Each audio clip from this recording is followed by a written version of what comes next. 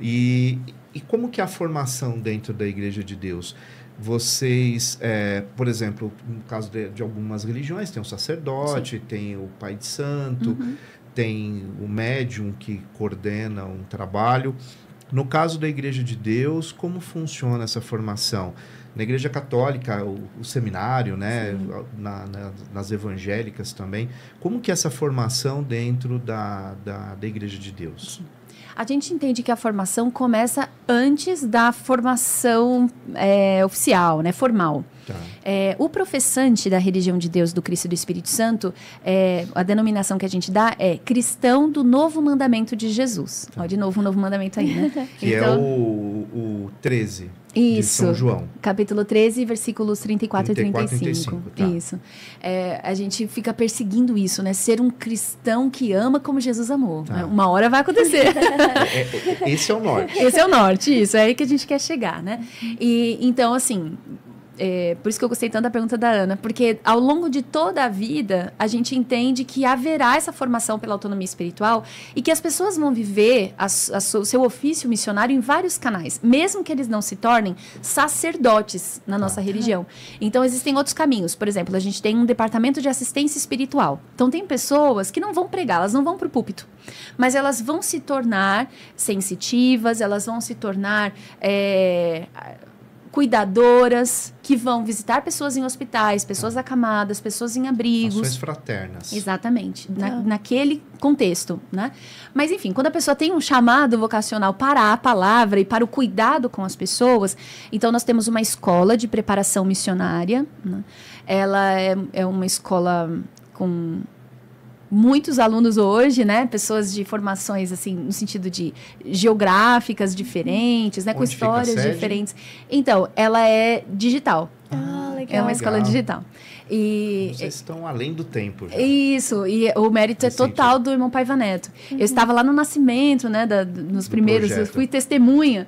E aí a gente sonhava, assim, com uma escola. Ele sempre falava muito sobre isso, fazer uma escola e tal. E aí o projeto inicial era para... 30, 40 alunos de cada vez. E aí ele falou, mas... e todos os outros, né? E as pessoas que não puderem vir a São Paulo, por exemplo, que é onde onde eu trabalho, por exemplo, né? Ou ir a Brasília, que é onde é a nossa sede espiritual, como é que vai ser isso? E foi aí que nasceu um projeto digital, né? Que, com a configuração atual, tem 11 anos. Mas antes disso, né? Tinha outras configurações, né? Inclusive presenciais. Então, essa escola, ela faz a preparação dos nossos, a gente chama de diáconos, que são os voluntários que trabalham nas diversas frentes de assistência espiritual ecumênica, inclusive trabalho com crianças, adolescentes, jovens, trabalho cultural, né? E aí, então, tem níveis de preparação. Para esse grupo é um tipo de curso. Aqueles que, além desse trabalho voluntário, querem falar, querem pregar, vão fazer uma outra etapa do curso, formam-se como pregadoras e pregadores ecumênicos. E o próximo passo, que também tem uma sequência de anos de estudo, é a pessoa se tornar uma ministra ou um ministro pregador, né? Aí tem o chanceler da religião divina, que é um ministro com um repertório de décadas, né, de aprimoramento, e o presidente pregador, que é o irmão Paiva Neto. Tá. Hoje você está como ministra... Pregadora. Ministra legal. Pregadora. Tá. E, Paula, na nossa conversa, antes do episódio começar, você falou um negócio que marcou na minha cabeça. Eu falei assim, preciso perguntar disso. Que você falou que essa história começa muito antes do que da década de 50. Você pode explicar melhor o que é isso? Porque eu fiquei curiosa. Sim.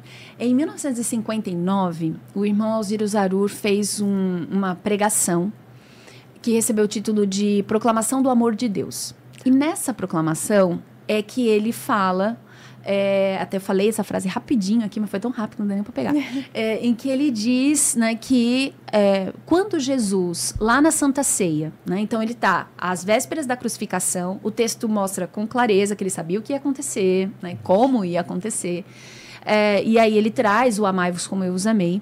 Então, na fala de Alziro Zarur, e é por isso que ele se considera proclamador e não fundador da religião de Deus. O que ele entende é que a religião de Deus, em profundidade que ela nem cabe nos nossos templos, nas nossas igrejas e nas nossas celebrações. Nosso entendimento, ela é mais do que essa estrutura material que a gente consegue alcançar neste momento.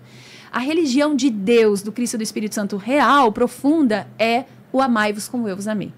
Então, no nosso entendimento, toda vez que o amor de Jesus está acontecendo por nosso intermédio em qualquer lugar, nas pessoas de todas as culturas, inclusive de todas as tradições de fé, inclusive pessoas que não se consideram religiosas, naquele momento, o que está acontecendo é a religião de Deus, no sentido da religação com Deus, segundo os termos do próprio Deus, porque a gente tem tentado religações com Deus nos nossos termos, das nossas conveniências, das nossas limitações. Então, assim, se você quer um caminho diferente, você não vai chegar tanto em Deus quanto eu, né?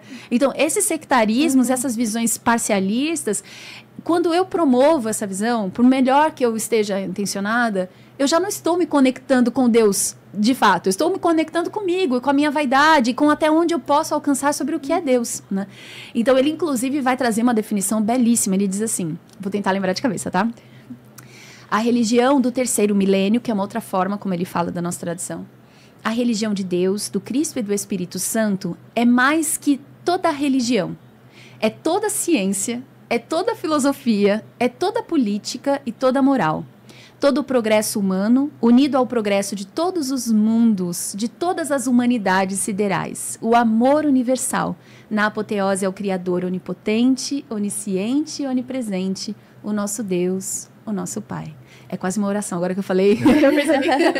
Então, assim, por mais que a gente tente... Desculpa, a gente tá batendo o microfone a cada 3 minutos. Não, fica tranquilo. Então, por mais que a gente tente alcançar, né, o que é a religião de Deus em profundidade, em sua grandeza...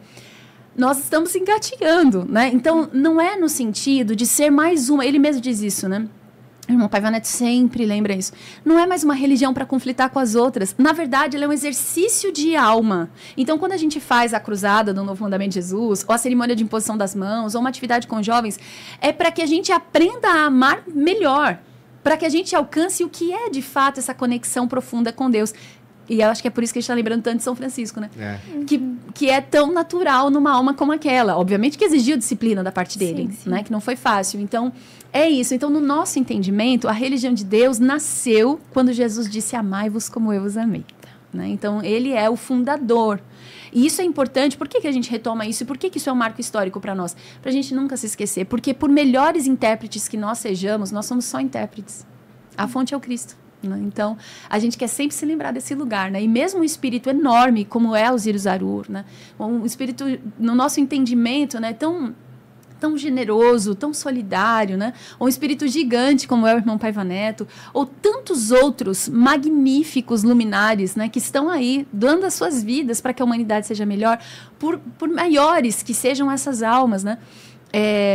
O Cristo é maior, né? Ele está nos nutrindo a todos e, no nosso entendimento, cuidando da terra inteira, inclusive das pessoas que não professam nenhuma tradição ou que não se consideram cristãs, porque para nós não faz sentido essa disputa.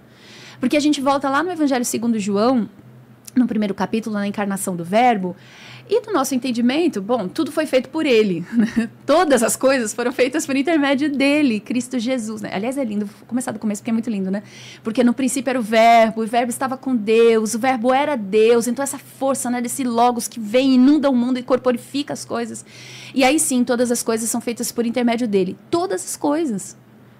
Então, isso significa que os diversos caminhos culturais, os caminhos filosóficos, claro, tirados dos nossos excessos, né? Mas tudo isso é divino. Então, quando a gente nutre qualquer intolerância, né, e por isso que para nós o ecumenismo é um imperativo, quando a gente nutre qualquer intolerância, a gente está na contramão. Porque se Jesus, que é o Cristo da Terra, convive e abriga as tradições de matriz africana, o Islã, o judaísmo, a Brahma Kumaris, a fé Bahá'í, o catolicismo, o protestantismo, o espiritismo, o shintoísmo. Eu vou parar porque eu cometerei muitas injustiças esquecendo alguém, né? Mas se o Cristo abraça todas essas histórias e esses caminhos, né, para chegar a Deus, e a gente não vai, em nome dele não vai, né? Então é isso, é voltar a esse lugar. Então, se a gente quer se ligar a Deus, a gente precisa aprender a amar.